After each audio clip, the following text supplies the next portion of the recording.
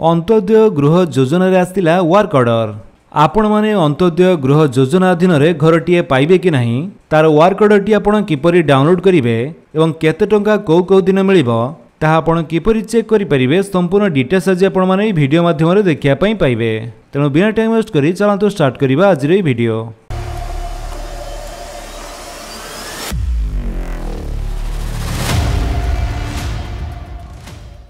सेथिपाई आपण जेकोसी गोटे ब्राउजर जाई सर्च करंतु RH ओडिशा। RH ओडिशा लिखि सर्च कला परे आपनको सामने जो प्रथम लिंक टी शो करूचे आपण तारी ऊपर क्लिक करंतु। तापर आपनको सामने rhodisa.gov.in रो ऑफिशियल वेबसाइट ओपन हो जिवो। ए वेबसाइट को आस्तिला परे एठारे तळको आसंतु। एठारे देखंतु जो दिया जायछि गृहर कार्यादेश आपण सेइथरे क्लिक कर दियंतु। देन नेक्स्ट पेज रे आपनको एठारे आधार नंबर टी दवा पई पड़िबो। तो जहाँकर चेक करने चाहूँगी तांकर ही आधार नंबर टी दे दिंतु बा जहाँकर वर्क ऑर्डर टी डाउनलोड करने चाहूँगी तांकर ही आधार नंबर टी देदेवे। आधार नंबर दे सारा परे आपण सिंपली व्यू उपरे क्लिक कर दियंतु।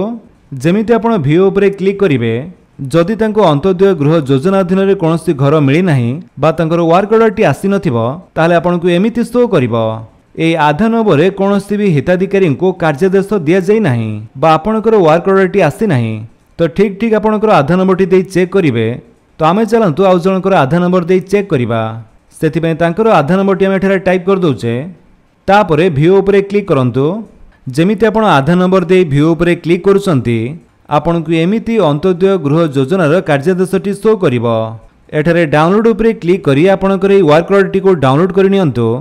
तो वर्क ऑर्डर रे जेमिति आपण माने देखिया पई पाउथबे प्रथमे रहिछि पंचायत समिति तापरे कार्यादेश संख्या देन जिला तारीख तापरे प्राप्त किए पाउचंती तांकर नाम आधार नंबर ग्राम जिला स्वामी पिता नाम रजिस्ट्रेशन नंबर ग्राम पंचायत एवं आर्थिक वर्ष बा को वर्ष रे आपण या पाउचंती। तापरे देखंतु एठारे दिया जायछि कि अंत्योदय गृह योजना रे अंतत 269 वर्ग फुट बा 25 वर्ग मीटर परिमित ढलाई छात विशिष्ट गृह निर्माण निमंते आपनको कार्यादेश प्रदान करा जाउछि। एही गृह निर्माण निमंते निम्नमते आर्थिक सहायता राशि आपणक बैंक खाता रे सीधा सड़क जमा करा जिवो। तो जो अंत्योदय गृह योजना अधीन रे आपणको घरटी मिलिछि ताहा आपणको मिनिमम 269 वर्ग फुट बा 25 वर्ग मीटर एरिया रे आपणको घरटी करिया पई पड़िबो।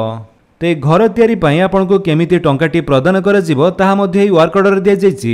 जेमिति के देखिया पई पाउथिबे आपणकर प्रथम किस्तीटी कार्यादेश सहित बाई वर्क ऑर्डर टी पाइला परे आपणको 40,000 टंका सीधा सड़क आपणको बैंक अकाउंट रे प्रदान करा जिवो। तो प्रथम किस्तीटी आसिला परे आपण गृह निर्माण कार्य आरंभ करिवे एवं तापरे द्वितीय किस्तीटी छात स्तर रे सेंटरिंग कार्य शेष हेबा परे मिलिबो।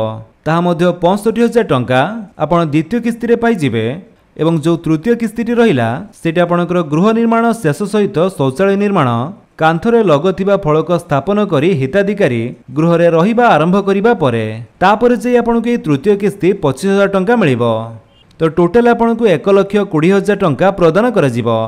खाली एतिकी नुहे एठारे सूचना देखंतु दिया जायछि कि गृह निर्माण कार्य पई मनरेगा योजनारू दैनिक 254 टंका हिसाब रे 95 दिन पर्यंत मजूरी मिलिबो।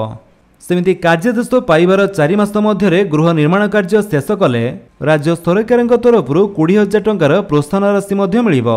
सेहिभଳି कार्यादेश पाइबार 6 मास मध्य गृह निर्माण कार्य शेष कले राज्य सरकार तरफ 10,000 टंकार प्रोत्साहन राशि मिलिबो। गृह निर्माण संक्रांतीय आवश्यक सहायता पई निम्न नोडाल ऑफिसर सह जोगाजोग करिबा पई अनुरोध।